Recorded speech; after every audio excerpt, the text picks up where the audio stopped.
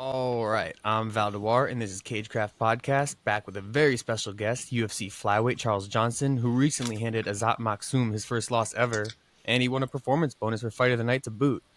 We're all here with UFC 298 hangover, but the sport keeps moving. Thanks for coming, man. How's it going? You watched the fights last night? Yeah, most definitely. I caught the main card. I had my boys. We had a local show last night, Murcielago MMA. We had 3 fighters on there, so 2 guys fighting for titles. Young kid who trains with me often, Jake Scott. He's 6-0 now, and he's gonna be fighting at flyweight moving forward. His last couple fights been at flyweight, so looking forward to see his transition into bigger regional or national promotions. And then Daquan Townsend.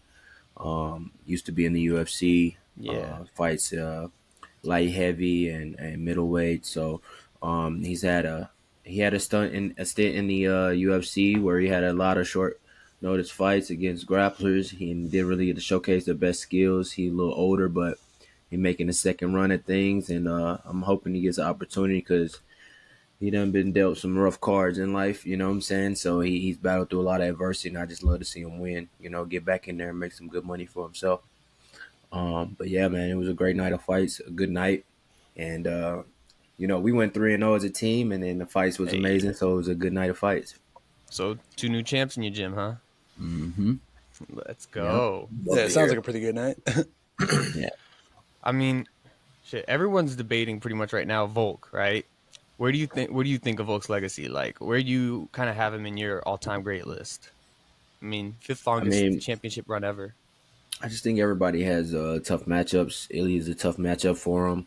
I actually think Max Holloway has a better style to deal with that. Deal with that pocket pressure guy. He's seen it before, and he can stay outside more. Whereas Volk, the range, he's got to trade with him at some point, and I think it ends that way more often than not. Not that, and I don't think that says anything about how great Alex is. I just think that the style of fight is a tough one, and so I think that Volk's legacy is already solidified. You can't take what he's done away, and it is what it is. This is where we at now, and it's gonna be Ilya for the next year, and Volk's either gonna have to decide what he wants to do. Either way, he's already had his success. He's gonna have a great life, regardless. So just hope that he can finish out his career with a few more ups. Yeah, I hope so. You just got to give Ilya credit for the way he called his shot and just the confidence he's carried himself with, through this UFC run. I feel like he definitely had some people kind of scoffing at how he was approaching the fight and how he kind of has been believing in himself to such an extreme extent. But man, it was crazy to see him kind of almost call the shot and come through like that last night. Yeah, I mean, only non-believers scoff at people who believe in themselves, That's so true, man. Let them be over there, and you focus on what you're doing. And I never try to put negativity out there on anybody. I think anybody's capable of anything they put their mind to, except for growing wings and flying. Like when we talk about rational dreams and ideas and things that the human nature to be creative, I never put limits on people. People amaze you every other day. So it's fun to see. It's motivational, and I never bet against Volk. I picked Volk to win, but I mean exactly what I said. What happened. You just can't trade with that guy at any point. You have to go out there and have a Mayweather type performance where you're defensively sound the entire thing. You're not trading. Like when he traded with Islam the last 2 fights, I'm like, he can't do that this fight. This guy is way more dangerous than Islam, in my opinion, and it's just a different style of fight. So, what happened. I think he could have did what he did the first round, all 5 rounds. But do you want to fight that way, or are you fighting your own ego in there? And at the end of the day, it's just gonna be moments where you got to bite down and got to be able to move. And so, it's just a tough fight, man. It's just a tough fight. I feel like, and credit to him, he was fighting that like super smart defensive fight the first, 8.5 minutes, like playing it really smart. But coming in that position, you've got all that pressure on you. You've put that extra pressure on yourself, trying to beat this like made up 35 and over curse and everything. Yeah, I mean, I don't think none of that shit has a play into it come fight night though. You know, I just think that he got lax for a moment and Yeah, just one Ilya moment. fired, you know, and that's what this fight is. You got 25 minutes of that shit. I You know, so agree. like that's the pressure of that fight. That's the stress of that fight. That's the stress that Ilya brings to every fight. And unless you can fight clean, you're gonna have a problem. And the closest person to fighting clean would be him, because Max gonna trade with him too. You know, I just think Max has longer tools to be able to deal with some things. But if Max stand in the pocket with him, he going to sleep too. You know, I mean, it's a different animal. Max has a little more room for error, I feel like, because, you know, his legendary chin, but hey, it's been getting cracked a little more recently. Yeah. So, And he's got Gaethje coming up too. yeah, So that's he's the got his thing, own man. test up ahead of him. It's Like, Yeah, that's what I'm saying. that 45 cut is never easy for him, and so like you don't want to get touched on the chin. You just don't. Like, and Max, you know, he's fought. That's what I was saying about this fight with Alex. I'm like, he fought Brian Ortega close. He fought this person close. You can't fight Ilya close. You can't, like, it can't be a close fight. You got to walk away defensively, make it boring, have the crowd booing. I don't give a fuck. Just get out of there with the win. You know, like, that's what type of fight it needed to be for him to keep his belt. And, sure. you know, you're going to fight your ego in there at times because you want to put on a show, but fuck that. You know, this fight ain't about that. For real. It wasn't about that. I was like, you want to really solidify this, the fight to go out there and just put on a defensive masterclass. I feel like Ilias did a lot to really set that up, though, to make Volk do that. Like, once he got him to the fence, the last time he got him to the fence, he was ripping to the body while Volk went for the collar tie. And this time Volk went for the frame to get the collar tie again, and Ilya knew it was coming. Instead of going to the body, he went body and then right over the top. Just, damn. Yeah, and he did a good job at just Volk allow him to lullaby him. You know, that's what I said. It's going to happen. Like, you can't. He just walked in. He has his lullaby pace, but then when he gets in there, he gets to work, and then when he touches you, you're going to sleep because he lullabies you with his feet. And it's been fighters in the past who've done that, and so you just got to be on your P's and Q's at all time because it may look like, you know, you're going to skate out the side, but now you get the fence, boom, he 93 coming, you sleep, right? So. And I think that's a really good point too, because, you know, talking about like rhythm changing or striking and, you know, mixing up the speed of your strikes. You don't need to land everything at 100%. You can go 50% on a jab, 75% on a straight, and then when it's time to kind of bump it up to that level, you've got the guy not knowing which pace the strikes are coming at, and I think Ilya does a really good job of that. So I feel like he does a great job at going, setting the gear at this pace, and that's what Henry Cejudo did the first round to Merab. And then Marab's coach was like, all right, he's fucking tired. You just got to push him. And Merab fought the second, third round how he should have fought the first. But, you know, Henry was able to slow down the pace that first round and keep it at his pace. And what I said to Joaquin Buckley, you know, when we were watching the fight, I said this fight is all about who gets who to fight their fight and their pace. If the fight slow down, if Cejudo can slow the fight down to that slow pace, he's going to win. You know, but if Merab can get it to push it to his pace, then he's going to win. And that's exactly what happened in that one as well. Yeah, man. I feel like with Ilya, that changing of the rhythm is, and being able to take some off his shots is one of the biggest growth aspects I've seen from him. Like, you look at the Bryce Mitchell fight, maybe it was just he thought he could get Bryce out of there, but he was swinging everything for the fences. Like, you know, he was going crazy. Then the Emmett fight, 5 rounds, he recognized this is the first, 5-round fight. I got to take someone off it to not gas out. And also it's just better for my boxing. And yeah, that Emmett fight where I was like, okay, this kid, like, I always thought he was good, but that fight was like, this kid is like, really, really like top level title. Yeah, level. I mean, it's when you have a great foundation as far as he has the jiu-jitsu and he understands the combat wrestling, he can have the freedom of standing in a boxing stance and walking people down and not really worry about the calf kicks that much, even though they're landed. I mean, I think Volk could have done it more, but he's worried about the boxing. So, it's like I said, it's other guys who offer other tools, but then they lack in other places that Volk doesn't. So, I think it's going to be probably a solid year of Ilya before he loses, to be honest. He's going to probably fight twice. One time in Spain and probably going to win that one. And then I doubt it's Volk. And then Volkanovski's going to have to fight his way back, we probably won't get a chance for a title for another year if he wins his next fight, because he's probably gonna get another. I mean, that weight class is like getting kind of with the same guys up top, so they're gonna need some fresh guys soon. But it's not really too many people for Volk to beat to get back there. So I'm thinking it's gonna be Yair and Ilya in Spain. That would only make sense. Mexico and Spaniards, and like it'll be a large. I think that's the fight to make. I think that's an amazing fight. That's another person who has the tools to beat him on the feet. If it's just a kickboxing match, that'd be a fucking dope fight. So I like it. You know, I think that's Yair's best chance at winning the belt, to be honest, because you know, he's got those big long weapons. I don't think he beat Volks. You know, so.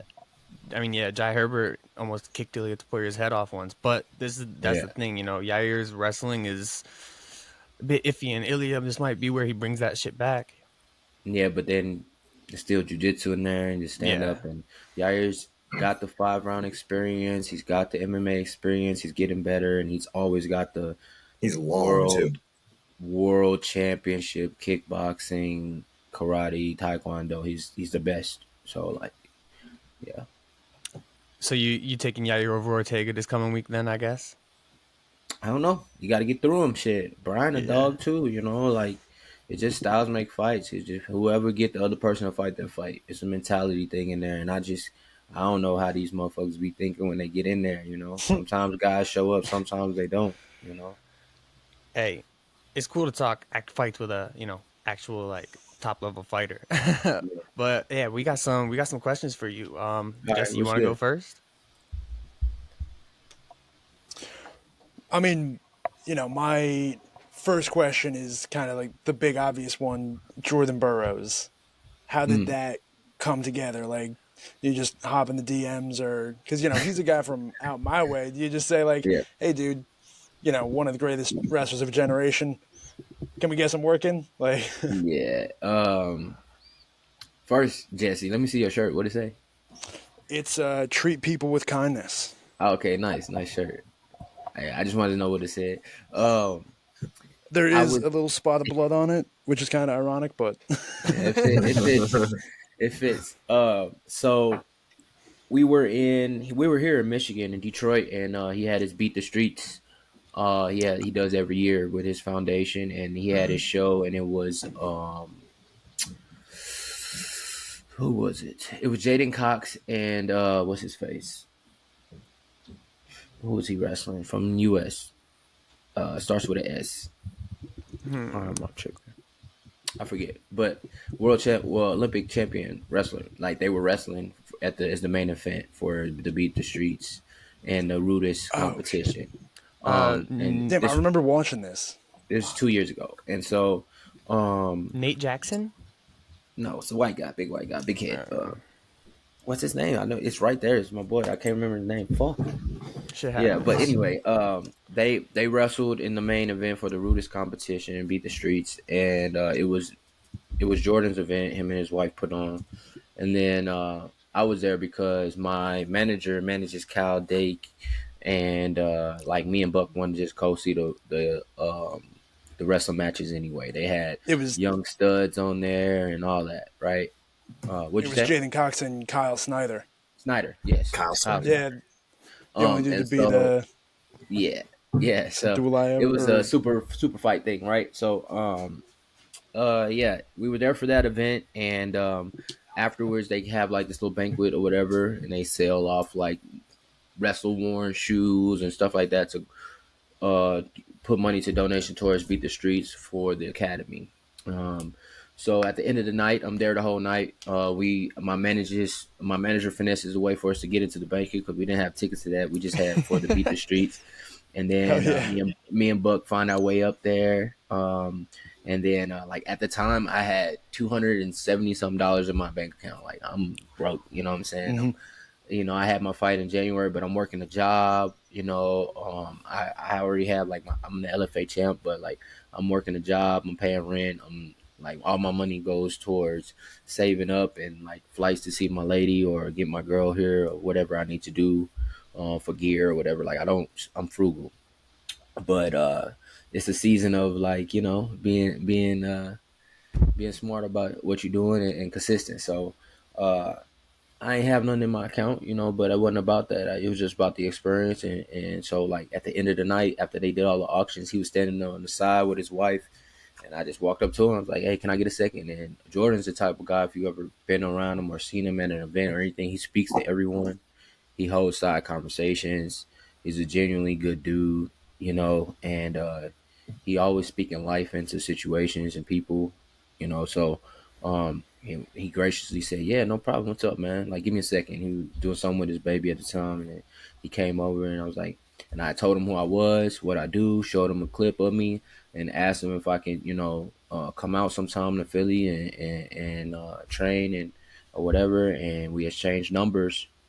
Fast forward, I got signed to fight Muhammad a few months later.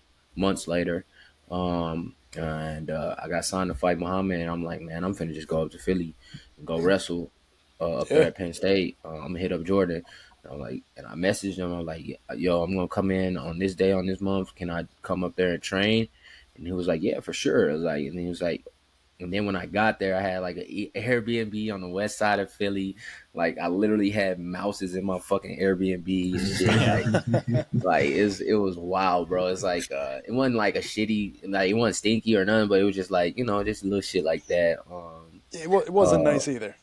Yeah, it wasn't bad. It wasn't bad at all. It was like top floor, but it was like they had mouse traps in the corner, and there was like little baby mice that was getting caught. Like, it was hurting my heart because the motherfuckers was stuck in the corner and they throw the bitches out. Like, come on, bro. Like, what's going on, bro?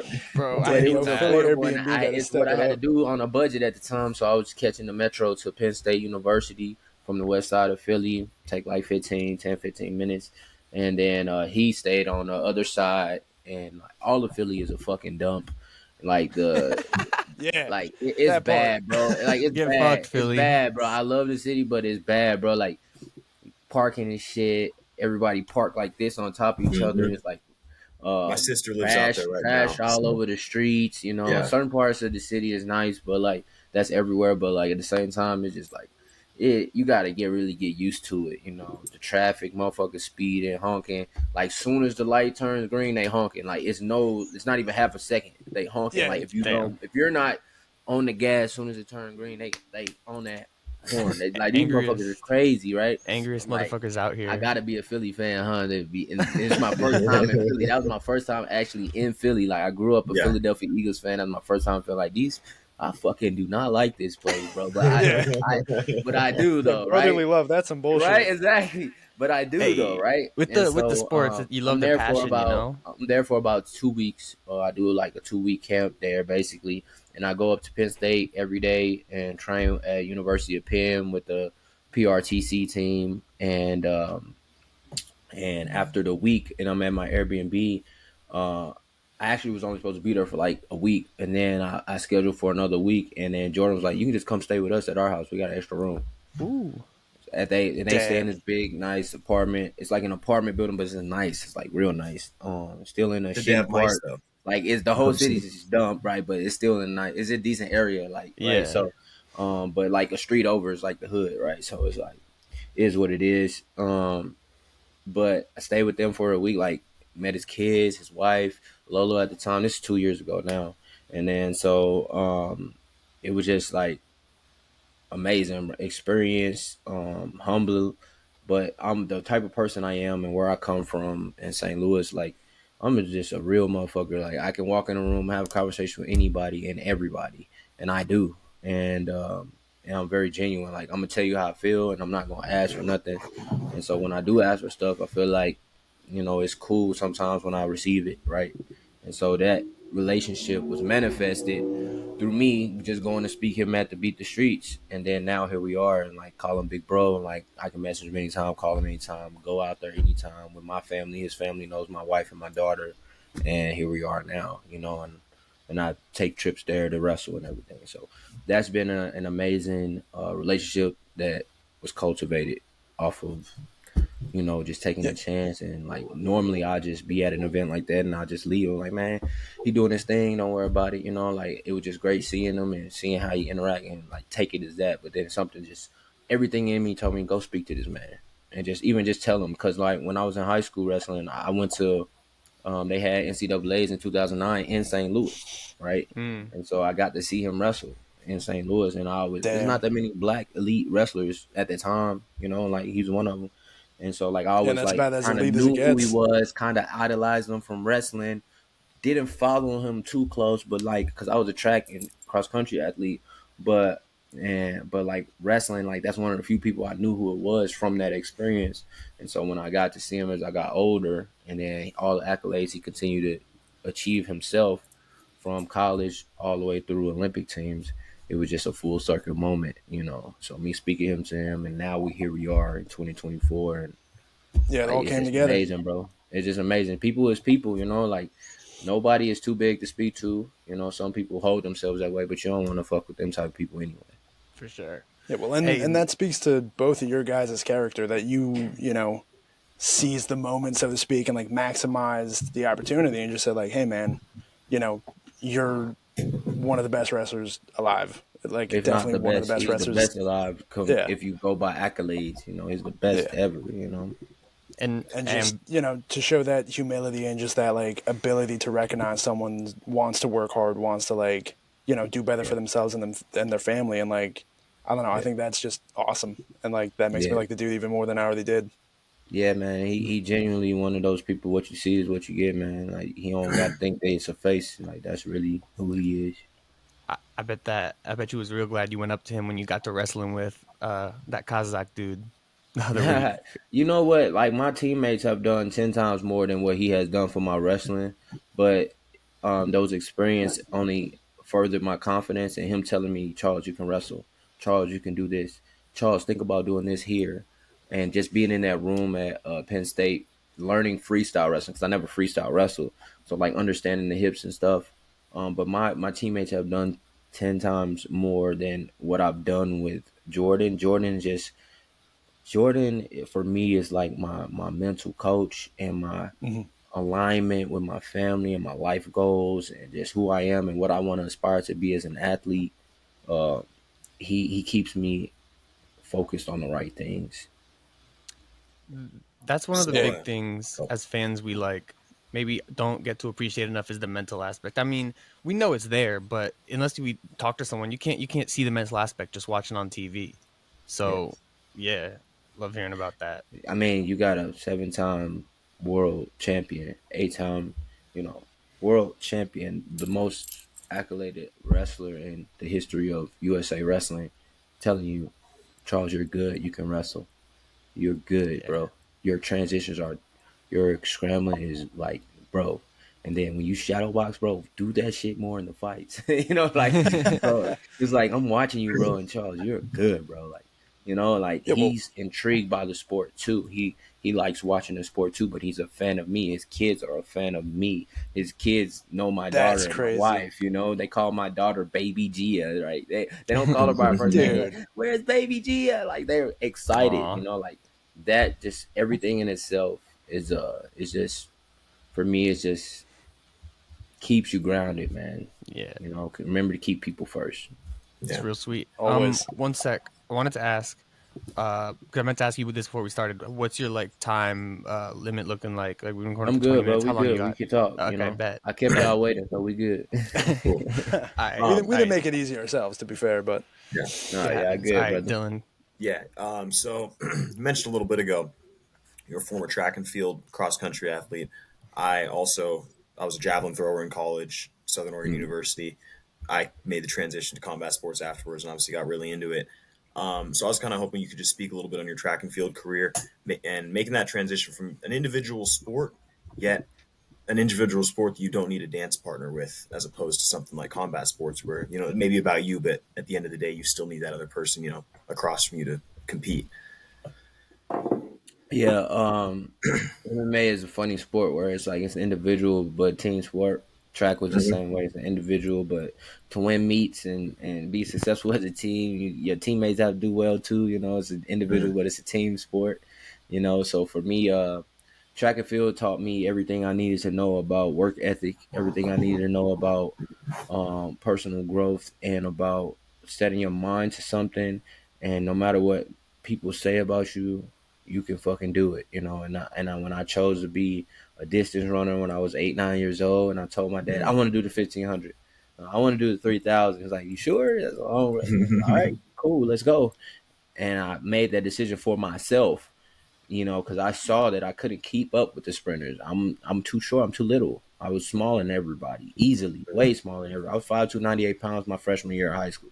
I was still the fucking dog though, like, because I was on varsity everything, you know, because I just compete, and you're not gonna tell me I can't do something. I learned that through track, like, just go out there, put your miles in, wake up in the morning, go run. Go out there, keep competing. My sister was naturally talented. She was a national champion by the time our second, third year running. She was national champion. You know, she was just naturally gifted, long, ambidextrous, could go over the hurdles but with both legs, like just athlete, just could do everything, and won the pentathlon. And her first year doing it, just elite, you know.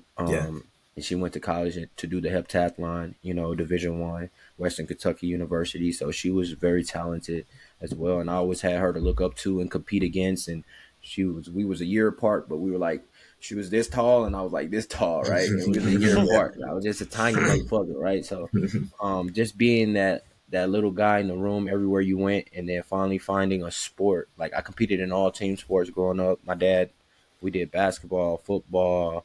I played soccer for very little bit. You know, just playing tennis with my sister because she played in high school. So learning how to play tennis with her, and she was on varsity the first year she did it, and she was a lefty. So, you know, like, just being able to compete, do all these different sports, but they were team sports. And when I finally got into wrestling my 7th grade year, and I like went to state, which was like, you wrestling other little motherfuckers in the state, and like, I won the bracket I was in, and it was like, oh shit, I'm actually competing against guys my size, and like, I'm fucking these dudes up. I'm getting takedowns. This is my first year doing it. Just doing it for a few months, not even a year. The season is a few months, right? So being exposed to a new sport where I can compete against guys my size, and then going out there, you know, 7th grade, you know, 13 years old, and competing with guys my size, and I'm like, oh wow. And then my 8th grade year, I did it like after only doing it for a few months, because I'm still doing track this whole time. I'm competing, I'm running track full year. Like, we don't run indoor because it's St. Louis and it's cold as fuck during the winter time, right? So indoor season is always just like we inside, but you know, outdoor season is during the months of like March through July, right? And then school start in August, right? And then you can run on like the school teams in middle school and high school and middle school. And I did that. And then the wintertime hit, I never really had nothing to do but basketball. And I would play basketball all the way through middle school. And then when I got to high school, I dropped that shit because it was wrestling time, right? I'm like, I don't want to sit on the back. I could play basketball, but I was tiny. Yeah. I'm gonna sit on freshman. I'm gonna sit on JV. Just because I'm small, like, I can shoot, I know basketball, I can dribble, I do everything I need to do, but I'm just too small to compete at this sport. And so I'm going to sit on the bench, I'm going to be there, I'm going to be on the team because I know what I'm doing. But, you know, like, I'm never going to be like a varsity athlete till I'm a junior or senior and hopefully get a growth spurt. And then I'm never still going to be like elite at this fucking sport, right? Yeah. So I'm going to go wrestle. You know, I made that decision my 8th grade year. I'm like, I'm not playing basketball in high school. Fuck that. I'm going to be on varsity everything because I don't want to play freshman JV. Like, I'm not a freshman JV nigga, right? That was my mind, right? Like, that was my mindset at 15 when I walked in, because keep in mind, my sister was the athlete. So her freshman year in high school, she was varsity basketball, varsity track, varsity tennis, you know, like, everything she did, she was varsity. Like, I'm like, all right, me too. You know, me too. Gotta compete with big sis. Freshman team, like, and then when I get there, they said, that's Gentel little brother. I didn't know, nobody even knew my name. That's Gentel little brother, right? That's his name, Gentel. That's her little brother, right? They like, who's this little light skinned dude up here? You know, like, Hey, right? So I bet they know your name now.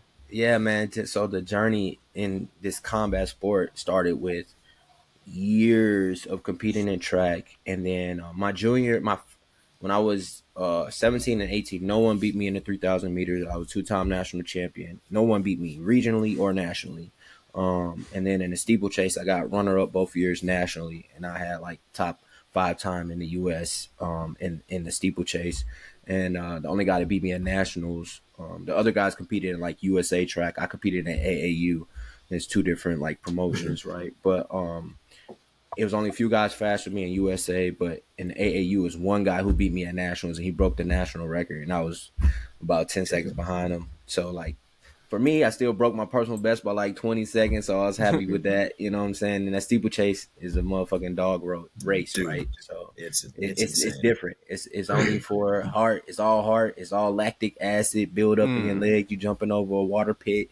You running laps on the track, right? And then when you get to college, meters. Yeah. when you get to college, it's 2 miles long, right? So, Yeah. all of that combined with learning how to wrestle and then competing in high school and wrestling created this just monster of a guy who just wanted to compete all the time and just win. Like, I always wanted to be the best at everything that I did, and I knew that I had to find what I was good at.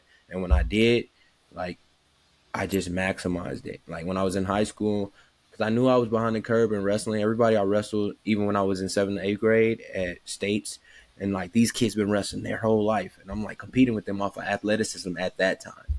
But then I'm young. Yeah, off of athleticism at that time, and I'm still small, but like, all right, cool, we the same size. But when I got to high school, my number one goal, because of that experience and seeing those guys, and like, it was a couple guys was like, man, I don't even know what the fuck going on, right? I got to high school and I told my wrestling coach, they coached me in 7th and 8th grade too.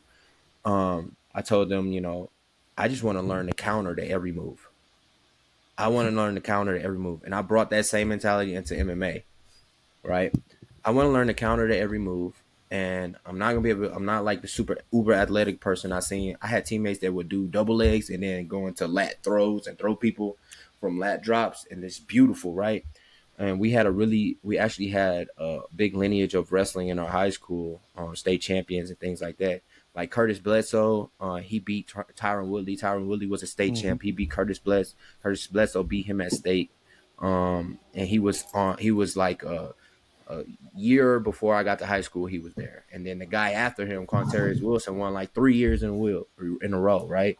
And so then you see these guys, they're poking in our room. So I'm learning from these guys, but they're athletically gifted, man, way more than me. Great hips, can throw people, lat drops, all type of things. So I had to find my lane, and it was low singles, it was wrestlebacks, it was scrambling, it was countering, it was ripcord series. From Top Game, and it was just learn the counter to every move and understand what's happening, and then you can compete, right? And I had a quick first step off the whistle all the time, so I knew what I needed to do, and that's still probably my favorite athletic accomplishment in life is getting 5th place at state my senior year of high school because of what I had to deal with. I wrestled 2 state champions at state, lost them on points, and beat everybody else. And the guy I beat my final match, I lost to at sectionals for the first place match, right? So I got to get back on that, and everybody knows what that feels like. So yeah, get that Disney movie story going a little bit. Yeah, bro. So like, in a nutshell, I know I'm rambling a little bit, but that's what the feelings, that's what made me up to be who I am. So when I finally dabbled into MMA when I was 21, I had all of that behind me, and I was just like, I can see something and learn it. And so it was just boom, boom, boom, boom from day one. That kind of goes into one of my what I was gonna ask. You kind of already answered it. I was gonna ask, like, I mean, I know you're a student of the game. It sounds like you've always just had that in you. Yeah. I always wanted to know what the fuck is going on, and be able to. Like, I know the only way to learn something is to be able to teach it. If I can't teach it, then I don't know it. And so, like, I always try to really learn something. And then I coached, like, when I was early on in my pro career, I was coaching high school wrestling for 5 years. I was coached the varsity and junior varsity teams at my same high school that I attended. And I was still working a full-time job, and I was still fighting. So I basically had 3 fucking jobs, right? And this is around the time when I fought Brandon Royval in the LFA. And I was fucking doing carpentry, building homes, doing all the grunt work, carrying boulders. And then I worked through that Wednesday, weighed in on Thursday, fought on Friday, right? So, like, I felt like shit for the fight, but I still went out there and did my thing, right?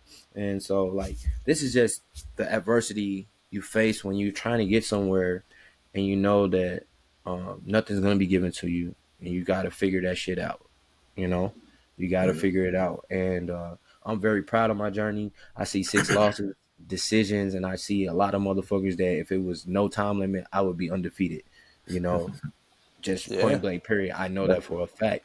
I would never lose an MMA match if it was no time limit. And so I never really feel like I lose. I feel like guys, they win a competition. I don't feel like I've ever lost a fight in my life. You know, guys have moments, they may win a round, but at the end of every fight I've ever fought, I was winning that fucking fight, and I knew it, and it was just like a matter of time, you know. And so for me, I know that's in me, and you know, so now I'm at this point in my life where I'm trying to do things for me, man. It's time that I get a few wins and I get an opportunity to get 5 rounds and go out there like fucking Marab, because I hold the same pace that Marab holds. I just got to put shit together.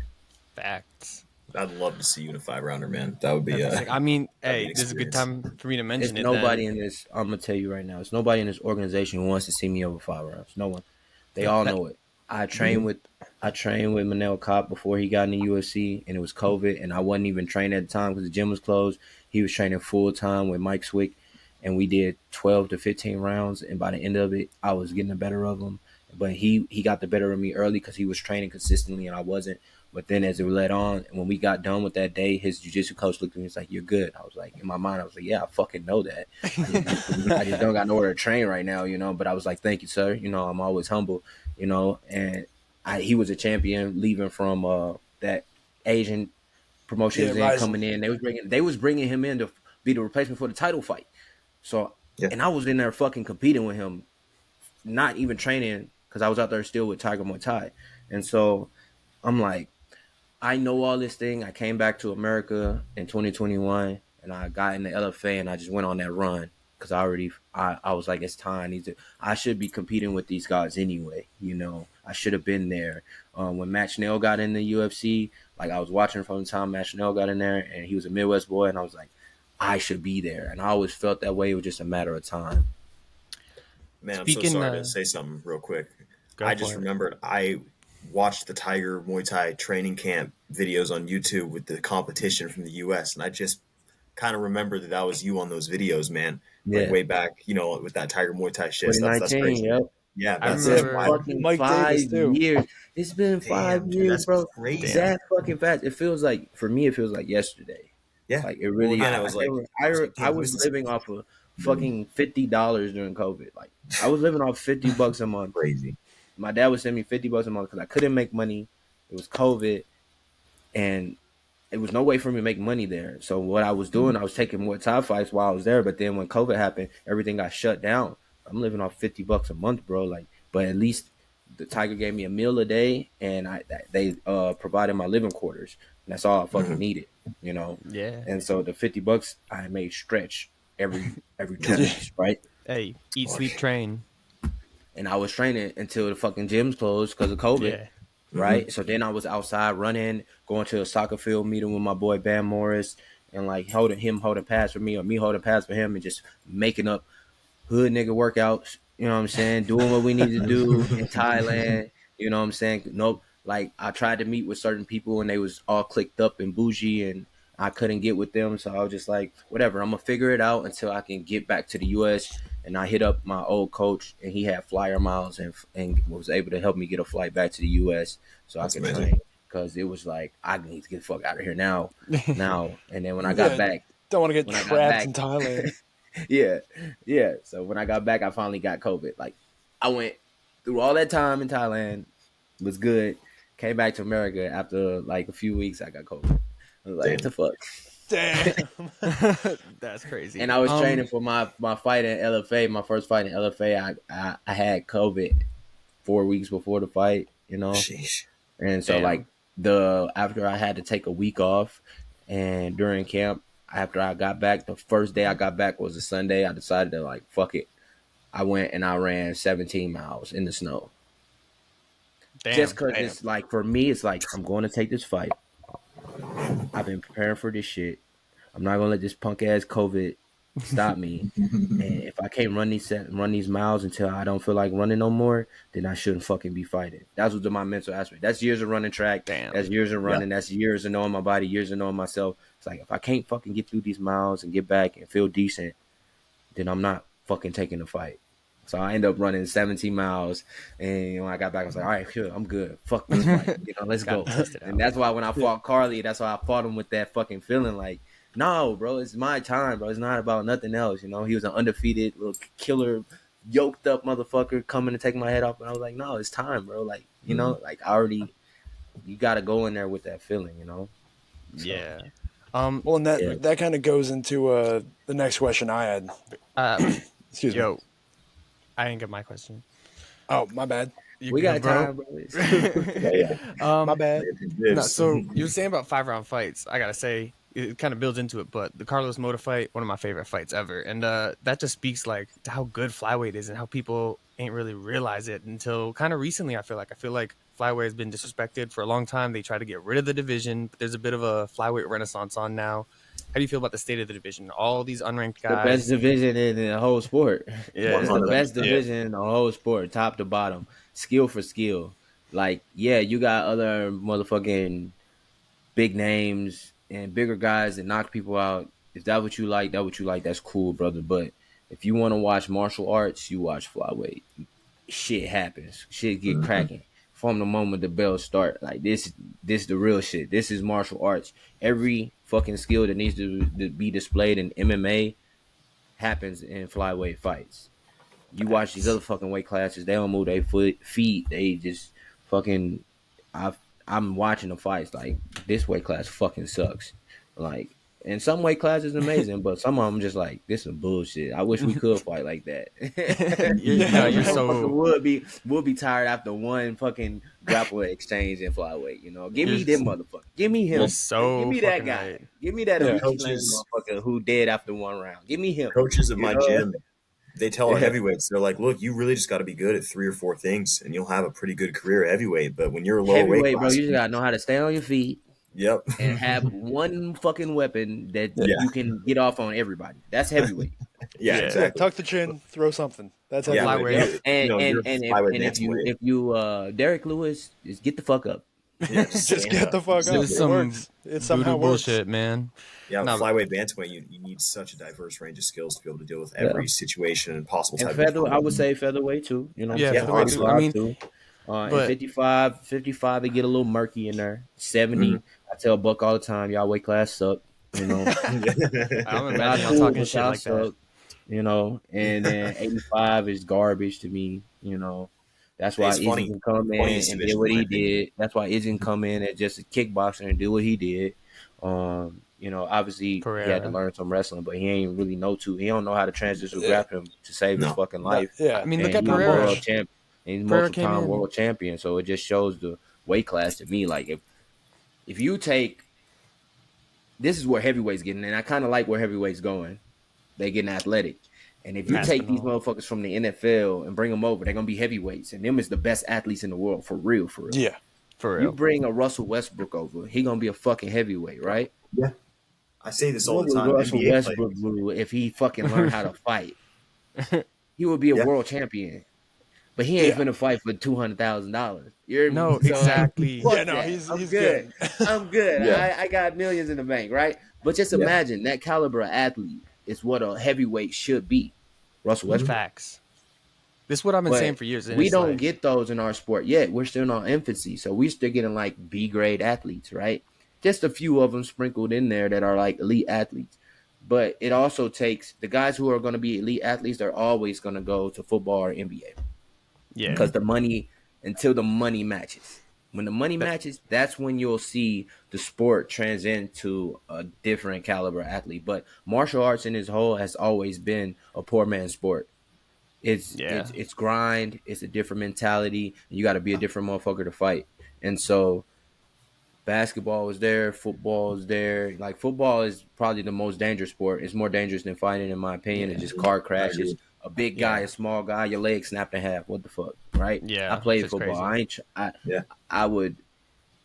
I'm good, bro. Like, because you get hurt more in football by your own teammates than you do the other team. Because guys I play defense. You guys just flying in on tackles. Yeah. Hit your knee from the side.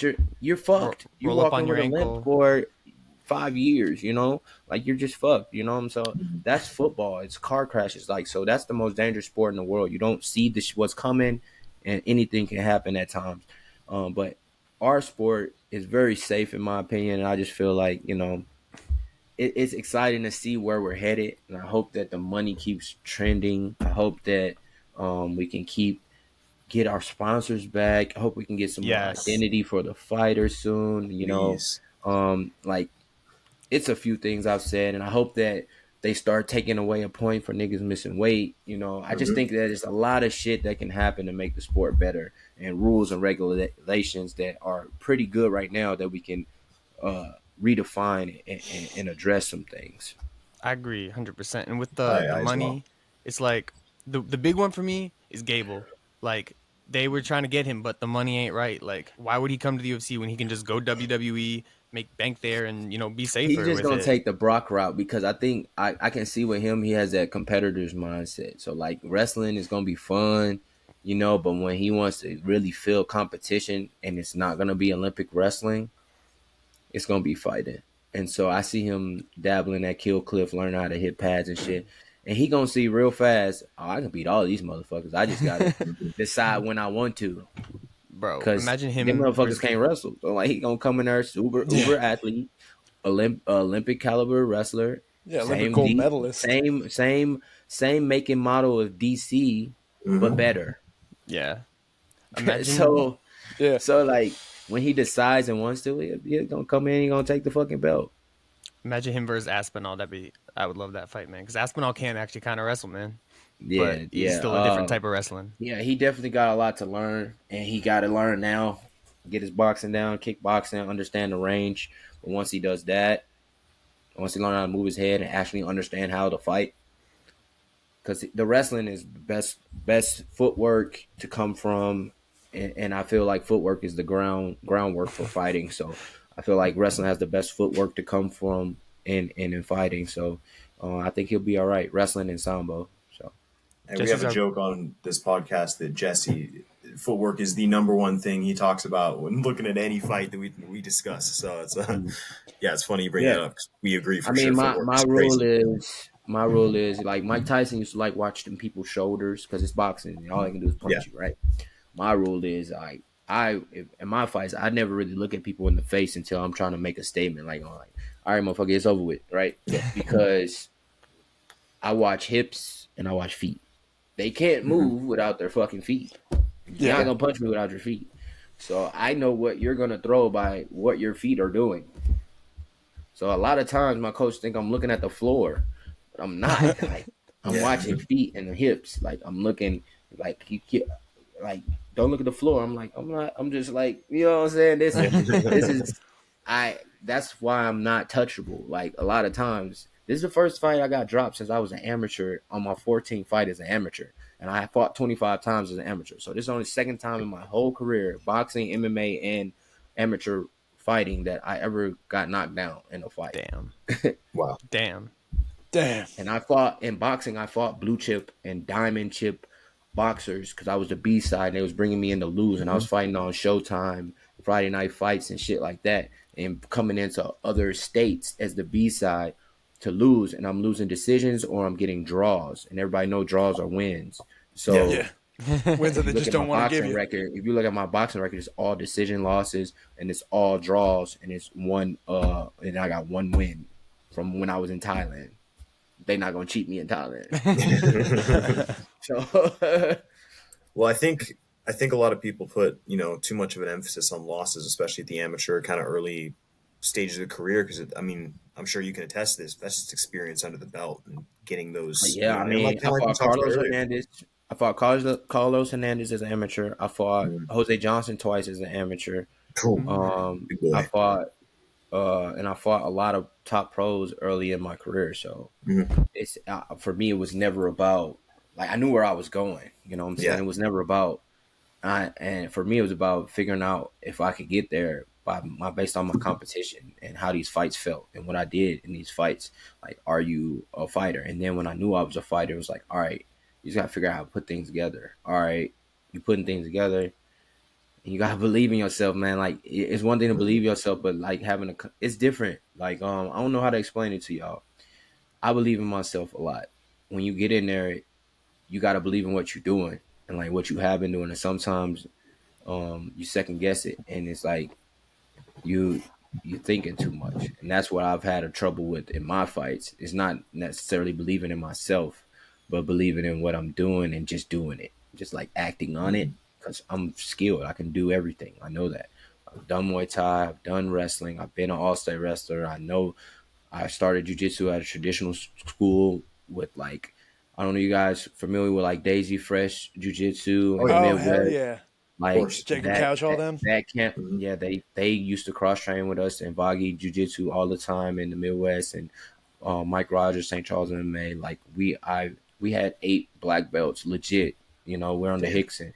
Like we had legit black belts, direct lineage, right? So I learned the base of jiu-jitsu through that. So I can do everything. I took boxing matches. I learned how to box. I fight southpaw now, and I'm right-handed. I can fight both sides. So it's not necessarily for me about anything but going out there and fucking doing shit right now, you know? And I'm finally getting to that. Like, I felt it in the last couple, 2-3 fights, you know? And it's just about fighting smart and just going after it, you know, having the mentality of, I'm that guy right now. Let's fucking go, you know? Yeah.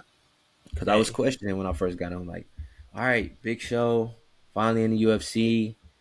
Are you who you say you are? You know what I'm saying? And it was just nerves of wanting to do good, not necessarily knowing I was good, but just wanting to do everything right. And once I got over that, I think I'm finally starting to like fight free again.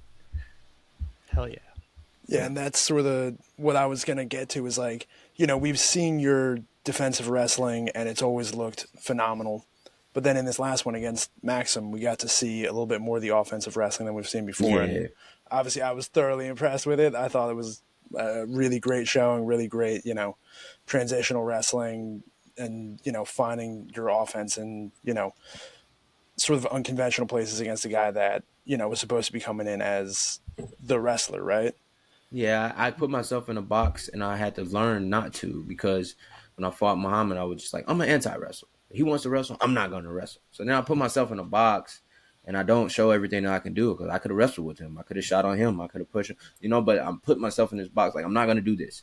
And then I fought like certain people. I'm like saying, I'm not going to do this because I'm not going to let him do this. So I'm not going to do it. So I just X that whole side of the martial art out. We're not going to do that. Yeah, because you're thinking about right? what they're I doing, want to not what you're doing. fuck you up. We're not wrestling, motherfucker. Let's go, right? And then I take it away from myself. But that's what makes me great. I can do all these things, right? So when I fought Estevam, like I didn't push offensively, and I didn't start striking until the third round. And I'm like, I told my coach after the fight, I was like, all right, this last fight, if they give me one more fight, I'm just gonna fucking go. Whatever. I'm gonna do everything that I know how to do. I'm not gonna think. I just pray that they give me one more opportunity. They gave me the opportunity, you know? And I said, they sent it to me as soon as my manager sent it to me, I said, yeah, let's fucking go. I know I got this one in the bag. I had confidence from the third round against Estevam rolling into that fight. Even though I lost that fight, I never felt like I lost that fight.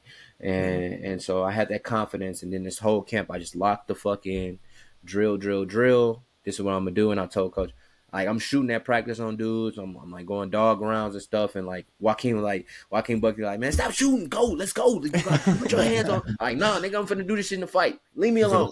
Right? I knew I was going to shoot. I'm taking this motherfucker down, bro. I know it. Yeah. I'm going to out grapple him because I can. When I started like just only drilling, and like now I'm in the space where I told y'all, defense, know the counter, everything. Now I flipped it. Now I'm like offense. So now I'm like literally building an offensive game for myself only. I've always had these things. I know how to do all of them, but I never had a system for myself. So me and my jiu-jitsu guy, Brendan Berry, we're just developing a system for me. And that's why I'm excited going to these fights now. So now I'm like, all right, motherfucker, you want to wrestle? I got something for that shit. Because I'm working on the offensive shit now, right? Like, defensively, I get out of it, then I keep putting myself in position to be defensive the whole fight, and that's why I was losing fights. Yeah. Now, I'm thinking, like, fuck it. Offense. And I know I have years and years of defensive capability, so I know it's just in me to be able to counter, be defensive, because I got it ingrained in me fundamentally. So now it's just like, all right, now we're going to redirect and ingrain this offensive system into it. And that's why I'm so excited about my career right now, because I still feel like a fucking infant in this sport, bro. Like, I've been doing it for 10 years and really only like 6, because I was still competing in college track until 2016. And so, like, it's 2024 now. Like, so now it's like going on 8 years, about 7.5 years, where I've actually just only been ingratiated in martial arts. These motherfuckers been doing it since they was fucking kids. Yeah. They're not changing, but I am, because I'm like really finding my season. You know what I'm saying? And I'm healthy too. You know, so that's why I can take fights. I can be so active. These motherfuckers they got career injuries or career like shit stuck in their head from a life of martial arts, and I'm still like finding myself and learning. I'm just like hype about this shit, you know, and creating new stuff and watching new age martial arts, you know, with having the fundamentals from my jiu-jitsu school and the traditional aspects of everything, learning it from their root in Thailand, learning the wrestling in high school, you know, and then the work ethic from track and field and cross country, and the lungs, right? Knowing I can go. I'm excited, bro. Y'all don't understand, man. I'm excited, and I appreciate y'all's support, man. But like, I'm just, you know, like, life right now is just like, finally things are kind of feeling like they're working out for me. You know what I'm saying? Motherfuckers gotta watch out when you get to mix in the martial arts. Yeah, that was an amazing performance the last time out, and you know, if it's trending, you know, in that more offensive direction, and everything's really kind of coming together right now, I can't wait to see what's coming next, and like, you know, what the future's holding and all that. Hey, Jake Hadley better watch out, man. Yeah, and I think Jake Hadley is a different animal. I think he's tougher than my last fight. And I know every fight for me is a Super Bowl, so I look forward to it, you know. But this one's going to be in a fucking arena, bro. So I already know. Let's go. Every time I've ever competed in track and wrestling and in MMA, outside of my UFC debut, every time I've competed at the highest level in the biggest, like, spotlight, I've overachieved. Like, when people doubted me, I've overachieved. Look at last fight, right? State championship against the guy I lost to. Track and field, AAU. I was never supposed to be a national champion. 2 times. You know, people couldn't beat me. I'm lapping people, right? Every time I've competed at the highest level, I've beat my personal best, and I've also beat the competition. So this one being in an arena, finally, my second time finally being in an arena. The first one was in 02, UFC jitters, all that, whatever you want to say. Just really nervous, trying to do everything right myself, really is what I'm going to say. I'm free this one. And I'm like, I have a direction. I have a plan. A plan for what I'm going to do in the next few fights. So, like, I'm so excited knowing that this is a tougher competitor than my last. I know it in my heart.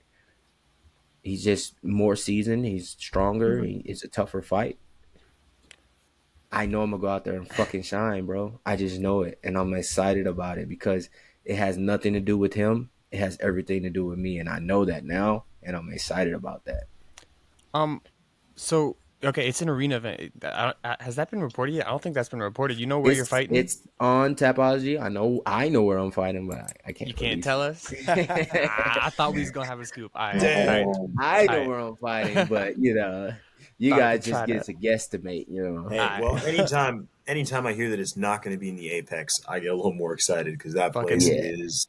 I mean, this is going to be. I've had 8 fights in the UFC, and 7 have been in the Apex. So yeah, man, I'm excited about getting the actual UFC experience again. You know, I've gone to a few events now, and so I'm excited about that, bro. Because I just know when that motherfucking shit pop off, I know how the crowd gonna get, man, and I'm just excited about that. You know, because it's just gonna give you that. Let's go.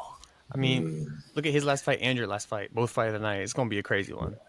Yeah, and I know he's gonna bring it, and I'm excited about that. I prefer fighting motherfuckers who bring a fight to me than people who just come to hold. Like, if they're gonna bring the fight to me, I'll bet on me every time. Hell yeah.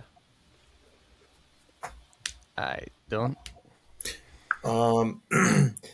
Yeah. So I think I'm sure you've got this question asked before, but what's the origin of the Skullet? And where'd that kind of come from? It's kind of turned into your signature look. I know. So tell us a little bit about that. I mean, if you would have shown me this shit back in 2007, I'm like, what the fuck is that? Right? I would have said it about myself.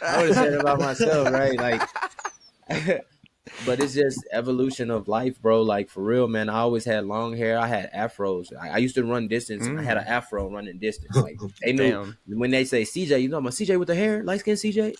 That was me. Like, when people describe me, like, talking about this motherfucker run all day, yeah, with the hair, right? Yeah. That was me. Like, I had long hair, and so my whole life, right? And so when I got to when I was in Thailand.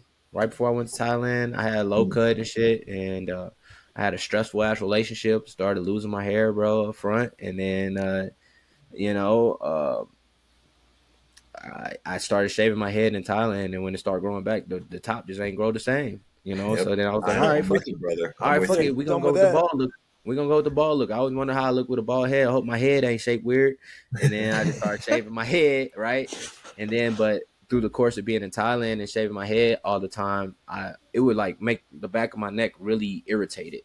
And it had nothing to do with like the solutions or anything. It had everything to do with like it just irritated my skin. So then I was like, all right, I'm gonna leave the fucking back alone. I'm gonna cut. And then I was like, fuck it. I like triangles. Yep. You know, hey. I'm into all that, you know, like anchors and shit. Like, I'm into triangles, bro. I'm into pyramids and shit. So I'm like, all right, I'm just going to cut the shit into a downward triangle with the shape of my head because I done had enough haircuts in my life. And then it just, from there, I just always had a triangle, a downward triangle in the back of my head when I was in Thailand. I was already dating my girl before I cut my hair like that. So the first time I cut my hair like that, she was like, "You gonna cut that too, right?" I was going to ask what she thought. I remember it. Like, I still remember it to this day because from that moment on, every fucking 2 weeks, she asked me like, "You gonna cut that?"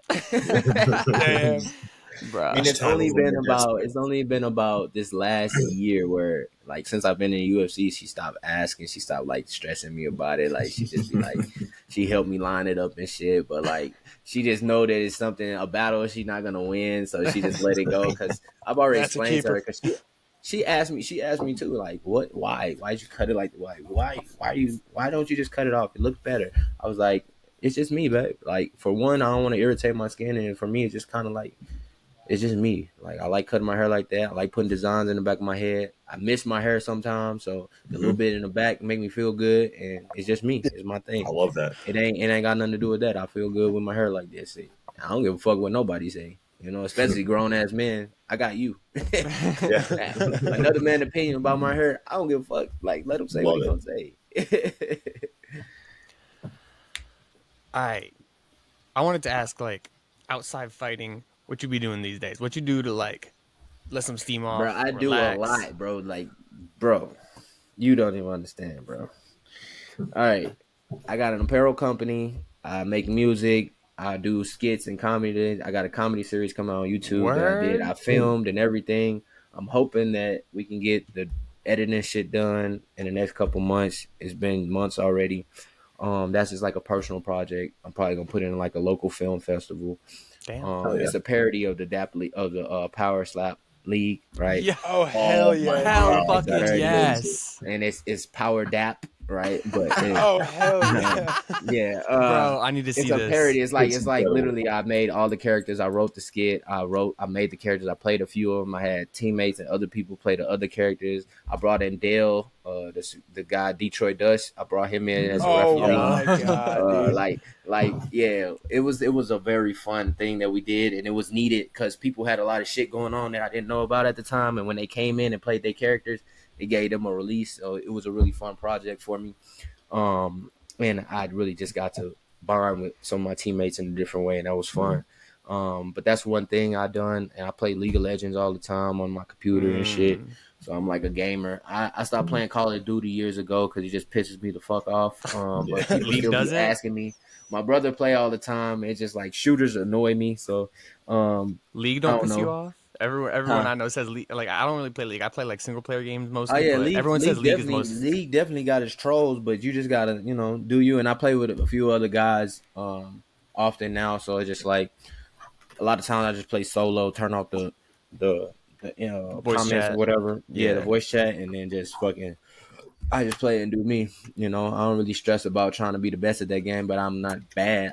I know how to play the game. Just like fighting, you figure out like you approach the game. It's like chess. It's like live chess against other people, but you got to depend on your teammates. So like, it sucks that way, but Yeah. it's a fun game though. It's a fun game. I've been playing the game since college in 2016. My cross country teammate is who actually introduced it to me, and I've been playing League of Legends since then, and then it's a fun game for me, but I've never played the same game. Like every game's different from 2016. It's the same setting format, but it's like every game's different. The teammates are different, champions are different every game, but it's the same objective. So it's cool. It's like chess, right? But yeah, right now I'm working on an apparel company. Yeah, we lost them. Oh. It happens sometimes. Yeah, it's all I right. think this is internet, but yeah, we'll see. Yeah, it's cool. Right now I'm working on an apparel company called. I had to hop right back. What up, brother? Shit. Working on an apparel company. Sorry. I'm working on putting out these jerseys for my fight. And they pretty dope. So I'm just working on getting my own merch out, and then I'm actually in the process of trying to make an official like jersey for the like MMA community. Ooh. That I can make for other fighters and they can sell through me, And so how that's you pretty know how sick. baseball has baseball has the Cooperstown officials and then basketball has the Hardwood Classics. So I'm in the process of making my own jersey distribution, but for MMA. And with that similar like kind of format that they go with Mitchell and Ness, but I'm gonna have my company. So That's awesome. That's what I'm working on, and it's gonna be any type of jersey you want: basketball, football, hockey, whatever. Any jersey you want, but it's gonna be that official. And when you get it, it's gonna be official, right? You're gonna feel good. But I want them, since we don't have an identity in MMA right now, us fighters. All we can do that is through our brands, our personal brand, which we should have some type of way. So I'm gonna try to get with a few fighters who I feel like have the personality and the bandwidth to send me something, make a couple of nice designs for them, and push out this and try to get the whole MMA community excited about it, and then offer that as like a customization thing for people, and then fans can buy those people's jersey within that format, And then the fighters because right now you just got the UFC shop and that shit be whack, bro. Like they don't put no time into it. They just be whitewash shit and they don't put no time into it. Like now the products be kind of decent, like nice. Like they got a couple nice jackets, but like it don't be no identity character. Yeah, there's no character. There's no, you know what I'm saying? Yeah, bro. This shit whack, bro. So we need this, and I'm just trying to fill that void. And then I'm also getting a patent and creating this item for weight cuts this year. So I'm doing a lot, bro. Like I'm putting a lot of time in on my own. Everything's gonna have its time. This might take a little longer for some things than others, but the apparel company is in full effect, and fight camp in full effect always, right? And so those things take priority, and then everything else gets to like just be fun. I love that. Hey, big money moves. I need a Dustin Poirier football jersey for damn sure. Yeah, I mean, the hard part is, how motherfuckers be stealing shit, so I just got to make sure I do it in a way that I already got shit officially. Yeah. And I get a few samples of a few things where I can get it out there and people see it and then like latch onto it so that nobody else can try to come in and take my idea. Because the UFC for damn sure will try to do that, but they're not putting the time and the flavor and the character that I'm gonna put into the shit. Like I'm gonna make the shit actually cold, like dope. Facts. Like even if they did do it, it wouldn't be as good as me because I'm putting my heart into it. Like I'm actually gonna be like putting my time into it, where they just gonna whitewash the shit, you know. Yeah, I don't buy off UFC store. If I'm gonna buy a fighter merch, I go to They like got some nice the things, fighter's but it's website. like You know, support them. Yeah, they got some nice things, but it's just like also like, all right, cool. Fight worn things, and it's just red, green, blue, white. Yeah, they black. only got 5 colors for the Venom shorts. It's like, why can't we have why the more fuck? flag Why the stuff? fuck? No disrespect to y'all, but why the fuck do normal people get to wear what we wear? That's, dude, it's the corniest thing to walk up in the I gym. fucking hate it, bro. I hate it. I walk into a gym. Yeah, I walk into a gym and I see motherfuckers with UFC shorts on, and I'm just like, okay. Hey, When I was fighting, as I fought, and when I'm fighting, my whole career, I was like, I ain't wearing that shit till I'm in it. Mhm. I'm not playing that game until I'm in it. I still don't play UFC. I'm not playing that shit till I'm in it. I've been an EA Sports gamer my whole life. I played Madden my whole life since Sega. Sega Genesis, right? I ain't played no fucking UFC since the original UFC. Because I was like, I'm not playing this shit till I'm in it. that's You know? Hey, It's not the fact that I don't want to play it. I do want to play it. I get on there and play with Max Holloway, you know, but I ain't gonna do that shit because I ain't touched fucking UFC in years. one sec, Dylan, you're kind of real loud. I think your audio like input switched or something when you came back. Oh yeah, it did. Yeah, you was like, you know, you sound like the Wizard of Oz when you came in. Man, my bad. Is that better? Good. Still a little loud, actually. When he was behind the curtain, not when he came Maybe. Yeah. All right. A little better, maybe. That's a little better. Yeah, I can edit it in post though, so we good. Yeah, cool. All right, Jesse. All right, so Val's question was definitely way more insightful than mine. I was just going to ask, you know, to get back to the fight lane and everything, like, how does it feel seeing, you know, all the fan chatter, everyone saying, you know, talking about Makayev as, you know, a guaranteed future champ, and, you know, seeing that he wasn't able to get all that much off against you, and, you know, I'd say you've improved a lot since that performance, and I don't think he's really, you know, shown us anything new since then. Like, does that light a fire under you, or does it annoy you seeing this dude getting all the hype? His road don't got shit to do with me, right? But at the end of the day, it's something that fans and everybody else can say, like, oh, he finished everybody else but Charles, right? Mm-hmm. Oh, he finished everybody else but Charles. Oh, him too, but Charles, right? And when you go watch the fight, you're like, these niggas just holding. They're not fighting, right? So, like, damn, Charles, do something. Oh, right? That's how the fights go, right? And so now it's like that narrative will switch over time, but it's on you to switch that narrative. It's on you to do that.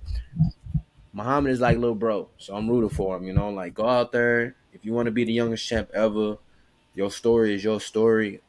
More power to you, brother. My story is my story, and I know what I'm working towards.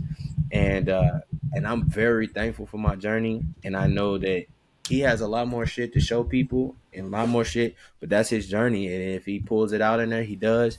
I know that I'm trending, and I know that if I continue at this work ethic that I'm doing, at this pace that I'm putting on, at this detail that I'm working with, I'm like fucking Kobe right now, bro. Like, I ain't gonna fake it.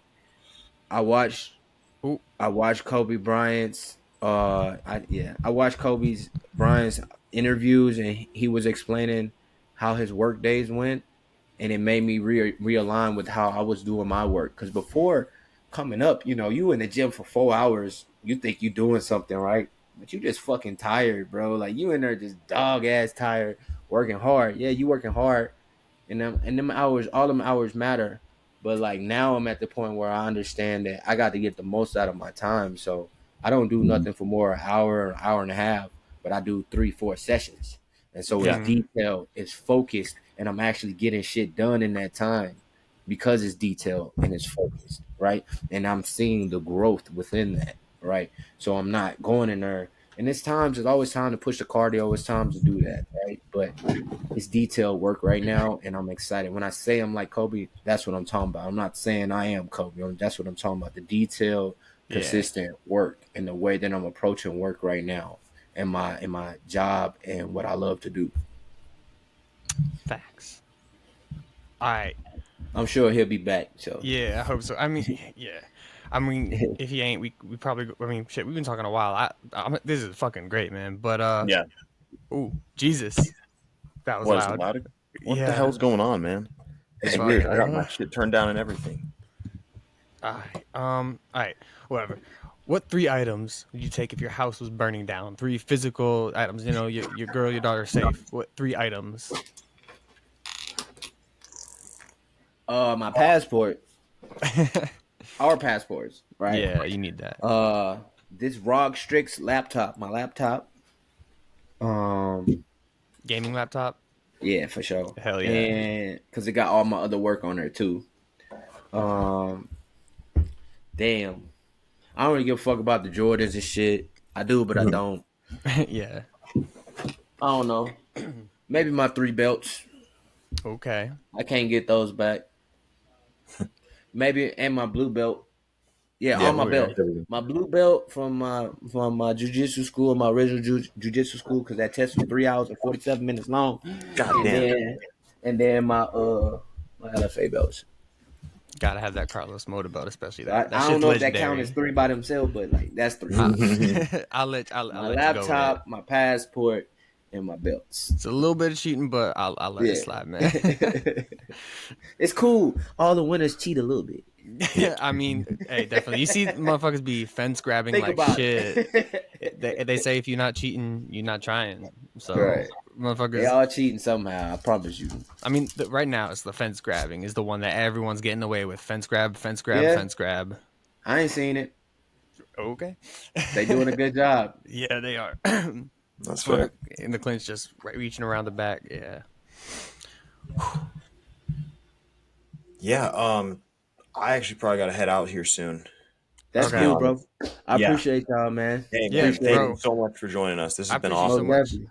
I Most did, definitely. bro. Anytime. I'm just looking back at thinking back. We have so many clips. I'm gonna put the whole thing out, video, YouTube, and Spotify, all that. But I'm gonna put some clips out. You know, short little clips talking about promote the comedy thing. Like that is the fucking shit. Like I that's I need amazing. to see bro. that because Power Slap needs to have Yeah, some. I've been like, teasing. some If fun you taken if out you of watch it. if you watch my camp with Cody Durden, I teased one of the characters, DVD Man. I had a DVD player in my hand. He got look like a homeless guy. He got these flight hat on with like a pilot hat on. Yeah, I teased one of the characters like a few times, DVD Man. So yeah, man. You just gotta stay in tune, bro. Like if you go on my YouTube, I got a lot of shit on there too. Definitely will, man. Hell yeah. Definitely. Yeah. All right, Yeah, boy. shit. Y'all have Hey. a good night, man. I appreciate y'all. Thank you so Thank much. you for having me on, man, and much love, bro. Appreciate you excited for your for next our fight, first man. guest ever. So, and this is a Yeah. banger Big. of a first guest. So, Yes, sir. all right, peace. All right, Appreciate you, boys. Charles. All right, it's Cagecraft Podcast signing off.